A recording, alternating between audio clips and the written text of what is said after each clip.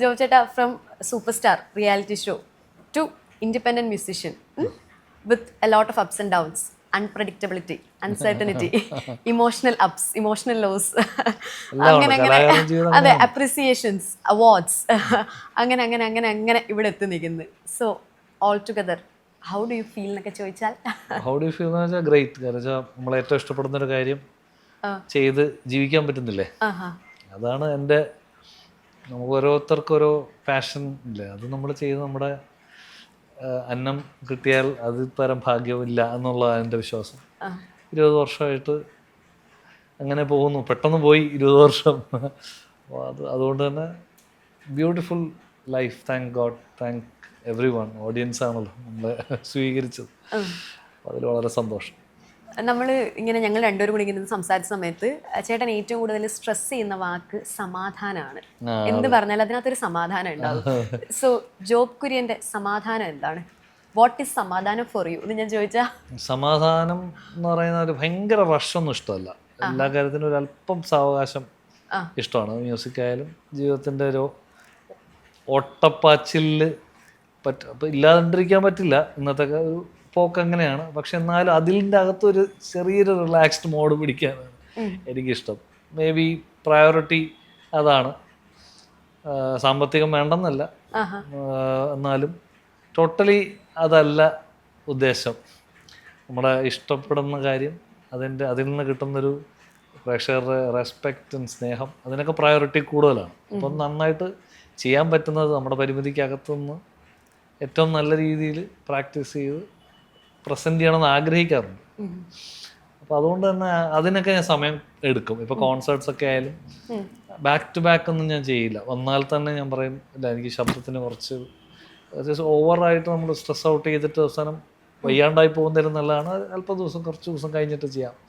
അപ്പം അങ്ങനെയൊക്കെ ഞാൻ അല്പം ഗ്യാപ്പൊക്കെ കൊടുത്തിട്ടേ കോൺസേർട്സ് ചെയ്യാറുള്ളൂ. അപ്പോൾ ചെയ്യുന്നതിന് നമുക്കൊരു ഫ്രഷ്നെസ് ഉണ്ടാവും. ബാക്ക് ടു ബാക്ക് ഒത്തിരി എണ്ണം ചെയ്താൽ നമ്മൾക്ക് തന്നെ നമ്മളെ മ്യൂസിക്കോട് മടുപ്പ്, മൊണോട്ടണി എന്ന് പറഞ്ഞൊരു മനുഷ്യൻ്റെ ഒരു ഇതാണത്. അപ്പോൾ അത് വരാണ്ടിരിക്കാൻ ഞാൻ അല്പം സ്പേസ് ഔട്ട് ചെയ്യും. അപ്പോൾ ഉറപ്പായിട്ട് നാച്ചുറലി നമ്മളുടെ റവന്യൂവിനെ അത് കുറച്ച് കുറയ്ക്കും. പക്ഷെ കുഴപ്പമില്ല, സമാധാനം ഉണ്ടല്ലോ. അപ്പൊ ഈ മോണോട്ടോണസ് ആവാതിരിക്കാൻ എന്തൊക്കെയാ ചെയ്യാ?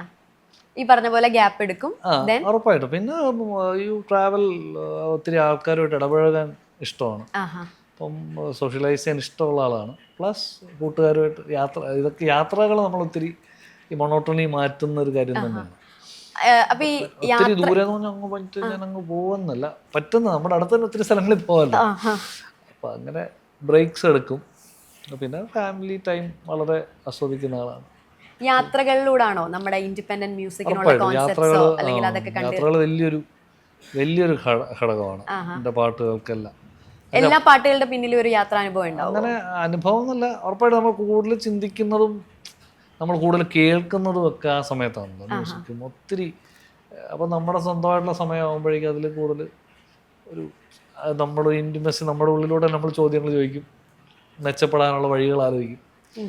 അപ്പം പല പാട്ടുകൾ ചിലപ്പം സ്പാർക്ക് ഉണ്ടാവും. എനിക്കൊന്ന് എല്ലാവരുടെയും പ്രോസസ്സ് ഇങ്ങനെയൊക്കെ തന്നെ ആയിരിക്കാം. നല്ലൊരു ക്രിയേറ്റീവായിട്ട് കാര്യങ്ങൾ ചെയ്യാൻ ആഗ്രഹിക്കുന്നവരൊക്കെ ഇങ്ങനെ ഒരു സ്പേസ് ഔട്ട് ചെയ്യാൻ സാധ്യതയുണ്ട്. ജോബ് ചേട്ടൻ്റെ യാത്രകൾ എന്ന് പറയുമ്പോൾ യാത്ര ചെയ്യുന്നവരൊക്കെ ജോബ് ചേട്ടൻ്റെ ഏത് പാട്ടാണ് എടുത്തിരുന്നത്? എനിക്ക് തോന്നുന്നു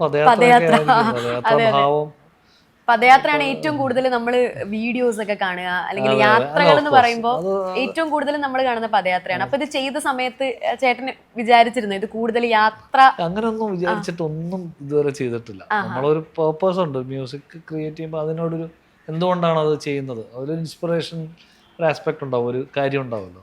അപ്പോൾ ഒരു കൂട്ടുകാരൻ്റെ യാത്രയോടനുബന്ധിച്ച് ചെയ്തതാണ് ആ പാട്ട്. അജയ് പുള്ളിക്കാരൻ ഇങ്ങനെ ഹിമാലയത്തിലൊക്കെ പോയി എവിടെയൊക്കെ ഇറങ്ങി, വളരെ ലോ ആയിരുന്നിരുന്ന പുള്ളി പോയി വന്ന ആൾ വളരെ ഫ്രഷായിട്ട് വരികയും, അപ്പോൾ അത് മേക്സ് എ ഹ്യൂജ് ഡിഫറൻസ്. നമ്മളെ സംബന്ധിച്ച് അടുത്തൊരു സുഹൃത്ത് എന്നുള്ള രീതിയിൽ വളരെ സന്തോഷം തോന്നി. വെച്ചാൽ അദ്ദേഹം വളരെ ബുദ്ധിമുട്ടിലായിരുന്നു, ഒരു വല്ലാത്തൊരു മൂഡിലാണ് പോയത്. വന്ന ആൾ വളരെ ഫ്രഷായിട്ട്, അപ്പോൾ ഒരു 30 ദിവസമൊക്കെ യാത്ര ചെയ്ത് വന്ന ഒരാൾക്ക് വന്നൊരു മാറ്റം, മേ ബി എക്സ്പീരിയൻസസ് ആയിരിക്കും, പലരുടെ ജീവിതങ്ങൾ നമ്മൾ നേരെ കാണുമായിരിക്കും. അപ്പം നമ്മുടെ പ്രശ്നങ്ങളൊന്നും അല്ലാന്ന് തിരിച്ചറിയുന്നതായിരിക്കാം. അപ്പോൾ ആ തിരിച്ചറിവ് നമ്മളെ സന്തോഷവാനാക്കും എന്നുള്ളത് തന്നെയാണ് അതിൻ്റെ യാത്രകൾ ചെയ്യുന്ന ഒരു സംഭവം. നമ്മുടെ പ്രശ്നങ്ങളാണ് ഏറ്റവും വലിയ പ്രശ്നങ്ങളെന്ന് ചിന്തിക്കുകയും വീട്ടിൽ അങ്ങനെ സ്റ്റഫി ആയിട്ട് ഇരുന്ന് കഴിഞ്ഞാൽ അത് പ്രശ്നമല്ലേ. അപ്പോൾ എനിക്ക് തോന്നുന്നു പുള്ളി വന്ന ആൾ വേറെ ഒരു ആളായിരുന്നു. അപ്പോൾ ഞാൻ ഓൺ ദ വേ പുള്ളി ഇങ്ങനെ ഫോട്ടോസ് എടുത്ത് അയച്ചു തരുമായിരുന്നു. കാലിൻ്റെ പടം ഇങ്ങനെ വെള്ളത്തിൽ മുക്കി, അത് ഫ്രഷ്നെസ്, പുള്ളി മൊത്തത്തിൽ ആൾ മാറി. അപ്പോൾ അത് എന്നെ ഒത്തിരി ഇൻസ്പയർ ചെയ്തിട്ടാണ് ആ പാട്ട് ചെയ്യാൻ ശ്രമിച്ചത് ഒരു യാത്രയോട്. പിന്നെ അത് ചെയ്തു വന്ന് കൂടെ മ്യൂസിഷ്യൻസ് ജോയിൻ ചെയ്തു, ഹരീഷ് ജോയിൻ ചെയ്തു, എല്ലാവരും ഒരുമിച്ച് വന്നപ്പോഴേ നിങ്ങളെ ലൈവ് നിങ്ങൾ രണ്ടുപേരും കൂടെ പാടുന്നതാണ് മ്യൂസിക് മോജോ എന്ന് പറയുന്ന ഷോയില് കപ്പയുടെ. അപ്പോൾ അതൊരു വലിയൊരു അനുഭവമായിരുന്നു ആ ദിവസം. ഇത്രയും ഒരു സ്നേഹബന്ധം എല്ലാവരും തമ്മിൽ ഉണ്ടായിരുന്നു. ഞാനെപ്പോഴും എല്ലായിടത്തും പറയാം, അന്ന് ഷൂട്ടിന് വന്നവർക്കെല്ലാം ഒരു ബക്കറ്റ് പോസിറ്റിവിറ്റി കൊണ്ടുപോകാൻ പറ്റുമായിരുന്നു നമുക്ക് തോന്നിയിട്ടുണ്ട്. എല്ലാവരും തമ്മിലേ ഇപ്പോൾ വിഷ്വൽ ചെയ്ത ഇപ്പോൾ സുമേഷ് ലാൽ സാറും ടീമുമാണ് കപ്പയുടെ അന്നത്തെ. അപ്പോൾ അവരെല്ലാവരും നമ്മളെല്ലാവരും തമ്മിലൊരു ഭയങ്കര ഒരു കോംപ്രമൈസറി ഉണ്ടായിരുന്നു. അപ്പോൾ അതിൻ്റെ ഒരു റിസൾട്ടാണ് പദയാത്ര. Of course I have led from the front പാട്ടിൻ്റെ കാര്യത്തിൽ ഏങ്ങണ്ടിയൂർ ചന്ദ്രശേഖരൻ ചേട്ടൻ്റെ എഴുത്ത്. അപ്പോൾ എല്ലാം അതാണ് ഒരു ഗിവ് ആൻഡ് ടേക്ക് ബ്യൂട്ടിയാണ് പദയാത്ര. ഏങ്ങണ്ടിയൂർ ചന്ദ്രശേഖരൻ സാറിൻ്റെ കാര്യം പറഞ്ഞു കഴിഞ്ഞപ്പോൾ നിങ്ങൾ രണ്ടുപേരും ചേർന്ന് ചെയ്യുന്നത് ഭയങ്കര അപാര പാട്ടായിരിക്കും പുറത്തു വരിക, അപാര മ്യൂസിക് ആയിരിക്കും. കാരണം ആ ലിറിക്സും അദ്ദേഹത്തിന്റെ വരികളെന്ന് പറഞ്ഞു കഴിഞ്ഞാൽ നമുക്കത് അതിങ്ങനെ ഹാർട്ട് ഫെൽറ്റ് എന്നൊക്കെ പറയുന്ന വരികളാണ്. അപ്പൊ നിങ്ങൾ തമ്മിലുള്ള ഒരു സൗഹൃദം എപ്പോഴാ തുടങ്ങുന്നത്? ഒരു 18 വർഷം. താളം എന്ന് പറഞ്ഞൊരു ആൽബം ചെയ്യുന്ന സമയത്ത് ആണ് പുള്ളിയെ ഞാൻ ആദ്യം റീച്ച് ഔട്ട് ചെയ്യുന്നത്. ഞാനും ചരണം യാക്സനും ചേർന്ന് ചെയ്തൊരു ആൽബമാണ്. അപ്പോൾ ആ സമയത്ത് അവിയലിൻ്റെ നടന്നടാന്നൊക്കെ പറഞ്ഞിട്ടുള്ള പാട്ടുകളൊക്കെ വളരെ ഹിറ്റായി അവരുടെ ഒരു ആൽബം ഒക്കെ ഇറങ്ങിയിരിക്കുന്ന സമയം അതിൻ്റെ അകത്ത് പല പാട്ടുകളും അദ്ദേഹം എഴുതിയതാണ്. അപ്പോൾ ഞാൻ റെക്സ് വിജയൻ അദ്ദേഹത്തിൻ്റെ അടുത്ത് ചോദിച്ചിട്ടാണ് കോണ്ടാക്ട് കിട്ടിയത്. ചെന്നു. പിന്നെ ഒരു പാട്ട് എഴുതി കഴിഞ്ഞാൽ മനസ്സിലായി ഇത് പുള്ളിയായിട്ട് എന്തോ നമുക്കൊരു എളുപ്പമുണ്ട് കമ്മ്യൂണിക്കേറ്റ് ചെയ്യാനും. ഓരോരുത്തർക്കും ഡിഫറെൻറ്റ് പെർസ്പെക്റ്റീവ്സാണ്. എന്നെ സംബന്ധിച്ചിടത്തോളം പുള്ളിയായിട്ട് ഭയങ്കരമായിട്ട് പെട്ടെന്ന് ജെല്ലാവുകയും പിന്നെ ഒരു ചേട്ടനെ പോലെയുള്ളൊരു സ്നേഹം പുള്ളി എനിക്ക് തരികയും ചെയ്തിട്ടുണ്ട്. എന്നും അത് തുടരുകയാണ്. അടുത്ത ലേറ്റസ്റ്റ് പ്രോജക്റ്റായ ജോബ് കുര്യൻസ് 10 10 പാട്ടിൽ ഒരു 5 പാട്ടെങ്കിലും മൂപ്പരായി തന്നെ എഴുതും. അപ്പോൾ നമുക്കിത് കൺവേ ചെയ്യാൻ എളുപ്പമാണോ? ചിലപ്പം ലൈക്ക് മൈൻഡ്നെസ് ആയിരിക്കാം, നമ്മളൊരു ചിന്താഗതികളുടെ സാമ്യതകൾ ഉണ്ടാവും. അങ്ങനെ തന്നെ നമുക്ക് അത്ര സമയം ഒരു വ്യക്തിയോട് സ്പെൻഡ് ചെയ്യാൻ പറ്റുള്ളൂ അല്ലേ. അപ്പം എല്ലാവരും ഒരുപോലെയല്ല ചിന്തിക്കുന്നത്. സിമിലറായിട്ട് ചിന്തിക്കുന്നവർ തമ്മിലൊരു ബന്ധം സ്ട്രോങ് ആവാനുള്ള സാധ്യത കൂടുതലാണ്. പുള്ളി ഞാനും കുറേ കാര്യങ്ങൾ ഉറപ്പായിട്ടും വളരെ സിമിലർ തോട്ട് പ്രോസസ്സാണ് മേ ബി. സോ ഈ ഇൻഡിപെൻഡൻറ്റ് മ്യൂസീഷ്യൻ അല്ലെങ്കിൽ ഇൻഡിപെൻഡൻറ്റ് മ്യൂസിക് എന്ന് പറയുന്നതിന് ഇന്റർനാഷണലി ഇപ്പോൾ ഒരു സ്പേസ് ക്രിയേറ്റ് ആയി വന്നുകൊണ്ടിരിക്കുകയാണ്. ഇൻഡിപെൻഡന്റ് മ്യൂസിക് എന്നും ഇന്റർനാഷണലി ഉണ്ട്.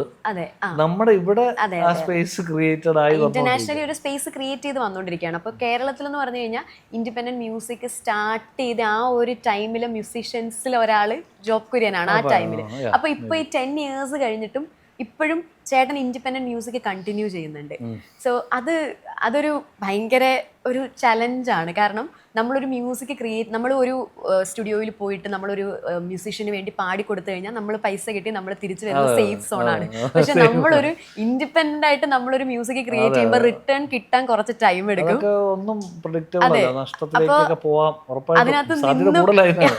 അപ്പൊ അതിനകത്ത് നിന്ന് പോവുക ഭയങ്കര പാടുള്ള കാര്യമാണ്. അപ്പൊ എങ്ങനെ ഈ ചലഞ്ചൊക്കെ എങ്ങനെ ഡീൽ ചെയ്തത്? ബിക്കോസ് നമുക്ക് റിട്ടേൺ കിട്ടാൻ കുറെ ടൈം എടുക്കുമല്ലോ. അതെ, റിട്ടേൺ ഒക്കെ വരുമെന്ന് ആഗ്രഹിച്ചിട്ടല്ല അത് ചെയ്തിട്ടുള്ളത്. അതുകൊണ്ട് തന്നെ ചിലപ്പോൾ റിട്ടേൺസ് ഇപ്പോൾ വരുന്നുണ്ടാവാം.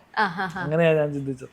ആ സമയത്തൊക്കെ ചെയ്യാണ്ടിരിക്കാൻ പറ്റില്ല. നമ്മുടെ ഒരു ഡ്രൈവ് അങ്ങനെയാണ്. അത് പാട്ടുകൾ ചെയ്യണം, ഇങ്ങനെ ആവണോ, അതുപോലത്തെ പാട്ടുകൾ ചെയ്യണം, അങ്ങനെയൊക്കെ ഒരു ത്വരയിലത് മുഴുവൻ ചെയ്തു പോയത്. പക്ഷേ ഡൗൺ ദ ലൈൻ അതിപ്പോൾ എനിക്കൊരു എന്താ പറയണ്ടത്, അതിൽ നിന്ന് തിരക്കേടില്ലാത്ത ഒരു വരുമാനവും പ്ലസ് എൻ്റെ കോൺസേർട്സിന് പ്രേക്ഷകർ വന്ന് ആ പാട്ടുകൾ ചോദിക്കുകയും ഒക്കെ ചെയ്യുമ്പോഴേ പിന്നെ first we should thank social media for all this thing. മനസ്സിലായി, ഇതെല്ലാം സോഷ്യൽ മീഡിയ ഇത്രയും ഒരു ബൂം വന്ന് ഇൻ്റർനെറ്റ് ബൂം വന്നതിന് ശേഷമാണ് ഇതെല്ലാം ഒത്തിരി പ്രേക്ഷകരിലേക്ക് എത്തിയതല്ല. യൂട്യൂബ് എന്ന് പറയുന്നൊരു സംഭവമാണ് ചിലപ്പം ഒരു ഗോഡ് ഫാദർ ഇല്ലാതെ നമ്മൾ ഒരു പ്രേക്ഷകരിലേക്ക് നമ്മുടെ ആർട്ട് പ്രസൻറ്റ് ചെയ്യാനൊരു മീഡിയം വന്നത് അല്ലേ.